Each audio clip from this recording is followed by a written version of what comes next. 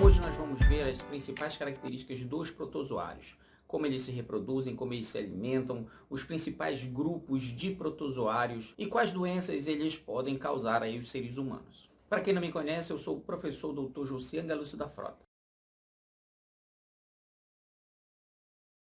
Olá pessoal, sejam bem-vindos em mais uma aula hoje sobre o grupo protoquitista, também chamado de protista, que reúne os protozoários e as algas. As algas já foram explicadas aqui em um vídeo que eu vou deixar lá no finalzinho para vocês, um card para que vocês acessem, caso não estejam lembrados aí do grupo das algas. Então hoje nós vamos falar especificamente dos protozoários, que são normalmente unicelulares, quer dizer que são formados por uma única célula, são também eucariontes, quer dizer que eles não apresentam a carioteca que vai delimitar o núcleo, podem viver na água, podem viver também no solo e normalmente eles são heterotróficos. Quanto à respiração, eles realizam por difusão um processo passivo aí que não gasta energia e a eliminação das excretas também ocorre aí por difusão. O principal tipo de reprodução é por divisão binária, que é um tipo no qual uma célula se divide em duas, podendo também realizar a divisão múltipla. E existe ainda a reprodução sexuada do tipo conjugação. Não podemos esquecer ainda que alguns protozoários, eles se insistam, eles fabricam uma carapaça por cima da sua membrana plasmática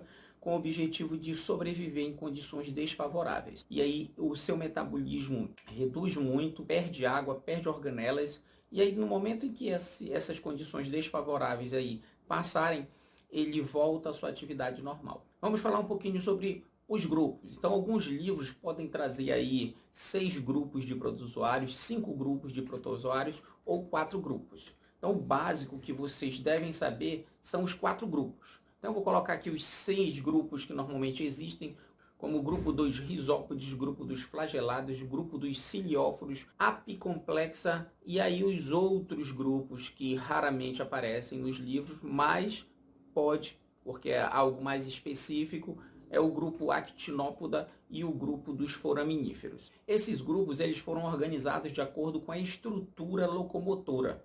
Por exemplo, os risópodes, também chamados de sarcodina, eles apresentam pseudópodes. Os flagelados, também chamados de zoomastigna, eles apresentam estrutura locomotora, o flagelo. Os cilióforos, como o paramércio, ele apresenta os cílios.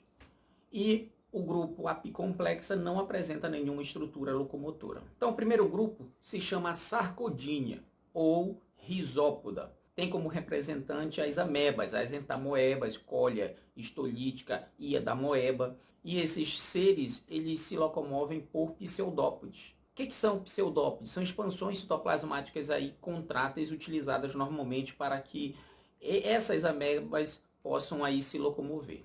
A eliminação de produtos normalmente ocorre por difusão e existe uma organela chamada vacúolo contrátil que tem a função aí de eliminar o excesso de água desse protozoário. Então, como o protozoário é aquático, normalmente entra água por osmose. Essa água em excesso vai estourar esse protozoário. Então, existe uma organela responsável por retirar o excesso de água desses seres. As amebas, elas também conseguem aí fagocitar ou pinocitar certos seres. Vou colocar uma imagem aqui para vocês observarem uma ameba realizando a fagocitose. Então acompanhem. A fagocitose, ela vai ocorrer. Então o que é fagocitose? É um processo no qual ocorre englobamento de partículas sólidas ou grandes. Então, no caso, essa ameba, no momento em que ela fagocita, esse alimento ele vai ficar protegido por uma cápsula. E essa estrutura é chamada de fagossomo. E esse fagossomo está esperando os lisossomos chegarem. A partir do momento que os lisossomos chegarem nesse fagossomo, a estrutura é chamada de vacúolo digestivo. Os lisossomos vão quebrar o alimento, a célula vai absorver o que for benéfica, o que não for benéfico vai sair num processo chamado de exocitose. Quanto à reprodução das amebas, então existe a divisão binária, no qual uma célula se divide em duas, e existe também a divisão múltipla, no qual uma célula vai acabar se formando aí, originando dezenas de outras células. E esse grupo ele também realiza uma associação ecológica, uma relação ecológica que a gente chama de comensalismo. Algumas amebas elas vivem normalmente nos seres humanos, não causando, não prejudicando. Então, quem se beneficia? A ameba. ela acaba retirando nutrientes do nosso organismo, mas não nos causa nenhum mal e nem benefício. Uma doença gerada por esse grupo seria a amebíase. Ela é causada pela entamoeba histolítica, vai causar muita dor abdominal, diarreia, e esse protozoário ele vive lá no intestino grosso, se alimentando dos nutrientes. Os seus ovos, eles conseguem sobreviver aí em condições favoráveis até 20 dias, esperando aí que entre no organismo de alguém para poder continuar o ciclo. Então, normalmente a prevenção é higiene pessoal e saneamento básico. E você pode também tomar algum remédio para eliminar esses protozoários. Normalmente se administra o metronidazol. Mas para isso, consulte um médico que ele vai lhe receitar ali o melhor medicamento. O segundo grupo se chama cilióforo. Então, os cilióforos, a maioria apresentam vida livre, pouquíssimos representantes são parasitas. Eles apresentam como estrutura locomotora os cílios, esses cílios que podem estar transformados em cirros ou membranelas. Eles também apresentam aí um tricocisto, que seria uma espécie de estilete que vai servir para alimentação e para sua defesa. Nós temos como principal representante o paramécio. Esse paramécio aqui, ó, que tem o formato de uma sola de sapato. Ele apresenta vacúolo contrátil, que é para retirar o excesso de alimento. Além disso, ele apresenta uma citofaringe por onde o alimento ele é direcionado para a boca, que a gente vai chamar de citóstomo. O alimento lá dentro vai ser degradado dentro do vacúolo digestivo e o que não for utilizado vai sair pelo citoprócto. Quanto à reprodução, não podemos esquecer que esse grupo apresenta dois núcleos, o macronúcleo e o micronúcleo. O macronúcleo é responsável pelo metabolismo desse protozoário e o micronúcleo é utilizado na reprodução. Então o micronúcleo ele vai sofrer divisões e dessas divisões alguns vão se degenerar, outro vai sobreviver e é esse que vai fazer a troca por meio de uma reprodução sexuada que a gente chama de conjugação, no qual a troca de material genético. Um dos poucos parasitas conhecidos normalmente aí pelos seres humanos é o balantídeo cóleo, que vai causar balantidíase, uma doença muito semelhante aí à amebíase. O terceiro grupo se chama cinetoplastídeo, também chamado de mastigóforo, zoomastigna ou flagelado. Então existem todos esses nomes e vocês vão ter que saber esses nomes. A gente não sabe o que cai no Enem, então vocês têm que anotar todos esses e memorizar. Então esse grupo apresenta como estrutura locomotora o flagelo. Normalmente esse grupo é parasita e pode provocar muitas e muitas doenças. Existe também uma relação ecológica chamada de mutualismo, presente em alguns representantes desse grupo, como o cupim e o protozoário chamado de triconinfa. O cupim ele vai pegar madeira, engolir, e lá dentro do seu estômago vai estar a triconinfa, que vai transformar essa madeira em nutrientes. O protozoário ele precisa do cupim porque ele não consegue raspar, ele não consegue pegar madeira. Então essa relação ecológica no qual existe uma associação obrigatória e a vida em separado não existe, ocorre nesse grupo chamado de mastigóforo. Então existem muitas doenças causadas por esse grupo, como por exemplo doença de Chagas, doença do sono que não existe aqui no Brasil, leishmaniose, tricomoníase e giardíase. Nós vamos ver aqui bem rapidamente, bem resumidamente um pouco dessas doenças. A doença de Chagas, ela tem como agente etiológico Trypanosoma cruzi e o seu vetor, o barbeiro, se chama Triatom infesta. O barbeiro normalmente vai contrair esse protozoário de animais silvestres e no momento que for picar uma pessoa, ele defeca e o protozoário vai estar nas suas fezes. A pessoa, para eliminar esse barbeiro, muitas vezes espalha sem querer essas fezes e aí o protozoário que está nessas fezes vai entrar pelo buraco da picada, adentrando aí a corrente sanguínea. Normalmente essa doença ela produz aí febre, mal-estar no corpo, inflamação de gânglios linfáticos e até o sinal de Romagnol. Essa doença atinge aí o coração, o fígado, outros órgãos também. A leishmaniose, causada pelo agente etiológico Leishmania e podendo ser transmitida pelo mosquito chamado de flebótomo. Então existe a leishmaniose tegumentar e existe a leishmaniose visceral. As prevenções podem ser inseticidas, telas nas portas, nas janelas, mosquiteiro também. A tricomoníase também é uma doença causada por esse grupo, que tem como agente etiológico Trichomonas vaginalis, que vai atingir principalmente as mulheres.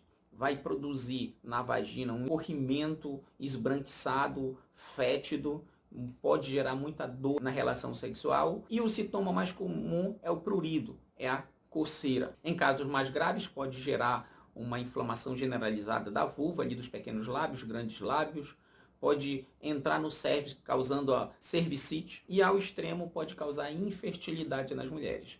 No homem, essa doença é assintomática, o homem não sente nada, mas pode passar aí para sua parceira essa doença. Então é por isso que na hora do tratamento, tanto o homem como a mulher devem realizar juntos. A giardíase também é uma doença aí causada por esse grupo dos flagelados, e essa doença é muito semelhante à bronquidíase ou à amebíase, que vai causar um desconforto abdominal, vai causar muita diarreia, e tem como prevenção aí higiene pessoal e saneamento básico.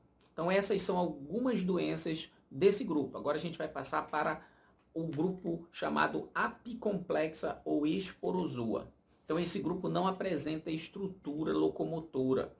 O que vai apresentar é um complexo de estruturas para perfurar ali as células adentrando, por isso o nome, apicomplexa, um complexo apical que vai ajudar na sua entrada em algumas células. Algumas espécies podem também formar esporos, daí o outro nome chamado de esporozoário.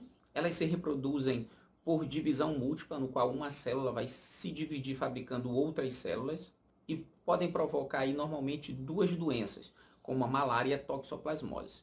A malária, eu vou deixar o card aqui para vocês lá no final. Existe um vídeo aí explicando detalhadamente a malária, vocês podem acessá-lo para conhecer melhor. A malária ela tem como agente etiológico o plasmódio, então existem várias espécies de plasmódio aqui na nossa região, e ela provoca normalmente febre, dor de cabeça. A próxima doença é a toxoplasmose. A toxoplasmose ela tem como agente etiológico Toxoplasma gondii, e o principal vetor é o gato. Ele tem acesso à casa das pessoas, ele entra no quarto, as pessoas ficam segurando, deixa até o gato lamber aí a sua pele, dorme com o gato. Então o gato pode ingerir cistos desse Toxoplasma gondii.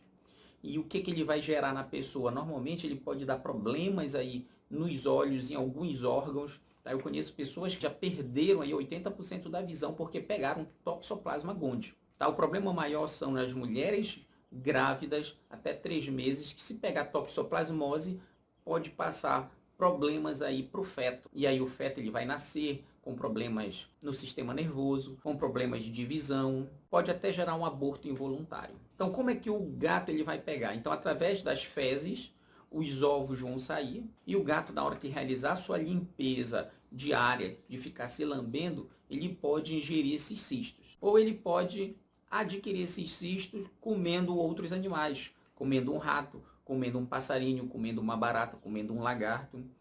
Então é importante que você dê ração, exclusivamente ração para esse animal. Ah, mas eu dou ração.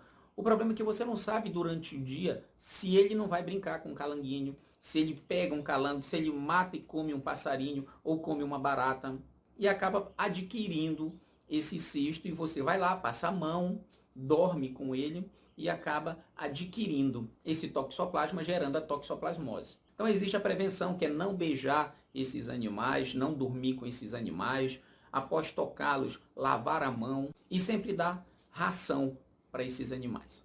Existem outros 2 grupos que normalmente não aparecem nos livros, que é o grupo Actinópoda e o grupo Foraminífera. Esses representantes normalmente estão no grupo dos sarcodíneos, também chamados de risópodas. Eles apresentam pseudópodes, só que os pseudópodes deles são diferentes, são mais finos, eles também apresentam carapaça, e eles fazem parte aí do grupo dos fictoplânctons. Se você gostou dessa explicação, se inscreva no canal, ative o sininho aí para novas notificações semanais. Vou deixar um card aqui, 2 cards para vocês acessarem outras aulas. Compartilhe esse vídeo, dê seu like, assim você vai estar me incentivando a produzir novos vídeos, você vai estar perpetuando também essa informação, fazendo com que outras pessoas aprendam sobre esse assunto, saibam debater sobre esse tema. Então, desde já, muito obrigado e até uma próxima aula, pessoal.